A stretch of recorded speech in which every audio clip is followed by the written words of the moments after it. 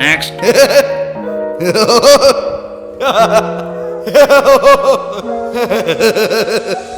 यार ये बिच्छू में केकड़ा क्या है?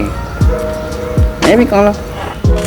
डॉक्टर साहब मैं सुबह सो के उठा हूँ, पूरी टांग पे नील पड़ गया मेरी।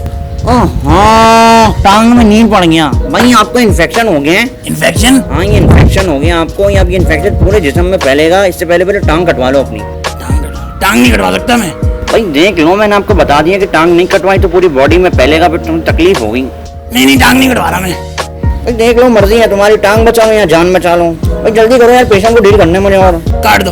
चलो।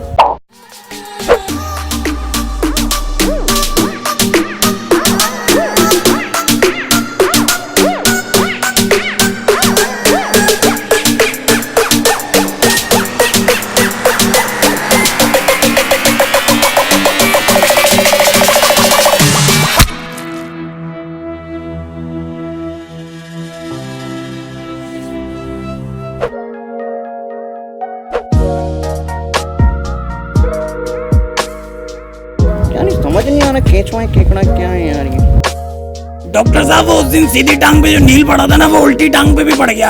हाँ तो कटवा लो। काट दे। चलो चलो यार, एक मिनट।